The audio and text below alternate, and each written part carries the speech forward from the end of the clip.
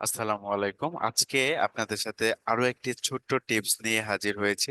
আজকে যে জিনিসটি আমরা দেখব এটি হচ্ছে যে আমরা অনেকেই যারা গ্রাফিক ডিজাইনার ওরা তাদের একটি কমন প্রবলেম হয়ে থাকে, এটি হচ্ছে আমরা কিভাবে কালার নির্বাচন করব। আমরা কালার নির্বাচনের ক্ষেত্রে আমাদের ঝামেলা হয়ে থাকে, যেমন কোন কালারটার সাথে কোন কালারটা আমি অ্যাড করব, দেন আমার অ্যাট্রাকটিভ কালার একটি ডিজাইনের মধ্যে আমি কিভাবে অ্যাড করব। এই বিষয়টা নিয়ে আমরা দেখব খুব সহজে আমরা কিভাবে কালার হুইল অথবা কালার প্লেট ইউজ করে আমরা একদম কালার সায়েন্স ইউজ করে কালার পিক করতে পারি। এই বিষয়টি আমরা একটু দেখে আসি। যদি আমরা একটু গুগলে গিয়ে সার্চ করি, আমরা যদি গুগলে গিয়ে সার্চ করি অ্যাডোবি কালার হুইল লিখে, দেন এরকম একটা ওয়েবসাইট আসবে, অ্যাডোবে কালার নামে একটা ওয়েবসাইট আসবে, এটাতে আমরা ঢুকবো।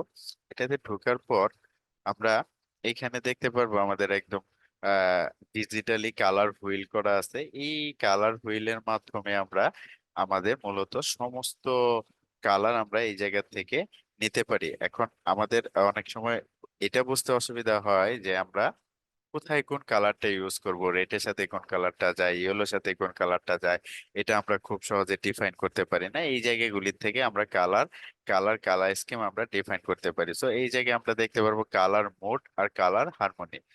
কালার মোডের মধ্যে আমরা কি কি কালার পাবো? RGB, HSB, লেপ। ঠিক আছে।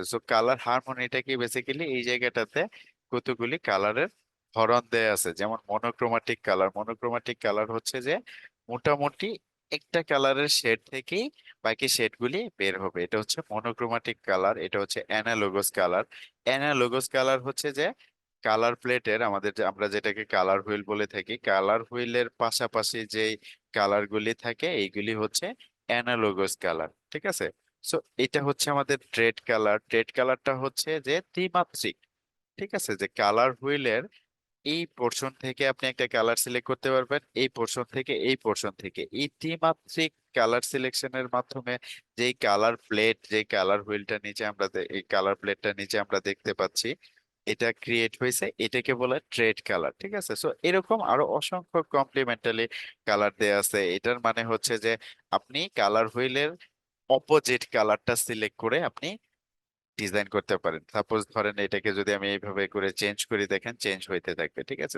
ধরেন আমি রেড কোনো কালার দিয়ে ডিজাইন করব, অথবা আমি এরকম ইয়েলো কোনো কালার দিয়ে আমি আমার ডিজাইন করতে চাই। আমি ওইটাকে ওই পোর্শনে আমি রাখবো, এটাকে এই পোর্শনে যদি এইভাবে করে যদি আমি রাখি, হ্যাঁ, দেখেন ইয়েলোটা যদি আমি আরেকটু ইয়েলো, বেশি অনেক ইয়েলো করতে চাই, দেখেন এইটার কমপ্লিমেন্টারি কালার হচ্ছে এটা।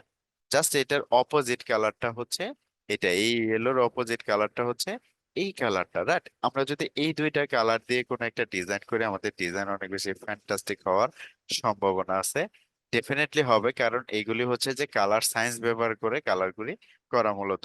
এই যে কালার প্লেটটা দেখতে পাই, এই কালার প্লেটটা ইউজ করে যদি আমরা যে কোনো ডিজাইন করে থাকি, ডেফিনেটলি আপনার ডিজাইন অনেক বেশি সুন্দর এবং নান্দনিক হবে। সো আমরা আমাদের কাস্টম যে কালার গুলি থাকে এগুলি আমরা কিভাবে বের করব? সাপোজ মনে করেন আমি এই জায়গায় দুইটা কালার কোড লিখে রেখেছি।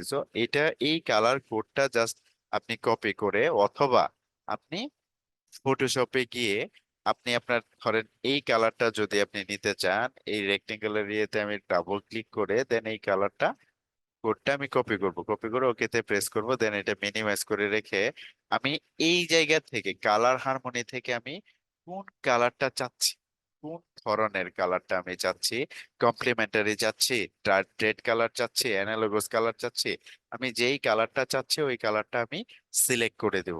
হ্যাঁ।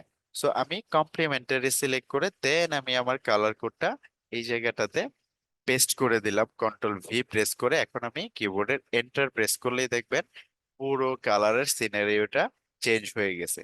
এখন আমি যেই কালারটা দিয়েছি এই কালার অনুযায়ী সে আমাকে কমপ্লিমেন্টারি, তার মানে এই কালারটার অপোজিট কালার অটোমেটিক্যালি বের করে দিয়েছেন। এখন এই কালারের মাধ্যমে আমরা লোগো ডিজাইন করতে পারি, পোস্টার ডিজাইন করতে পারি, যে কোনো ডিজাইন আমরা এই কালার প্লেটের মাধ্যমে আমরা করতে পারি কালার সায়েন্স অনুযায়ী। কালার প্লেট অনুযায়ী যদি আপনি এইভাবে করে কালার পিক করে যদি আপনি কোনো একটা ডিজাইন করেন, ডেফিনেটলি আপনার ডিজাইনের কালার নিয়ে আর কোনো ঝামেলা থাকবে না। কালারের জন্য আমাদের ম্যাক্সিমাম ডিজাইন সৌন্দর্য হারায়। তো আজকে এই পর্যন্তই। সবাই অনেক বেশি ভালো থাকবেন, সুস্থ থাকবেন। আল্লাহ হাফেজ, আসসালামু আলাইকুম।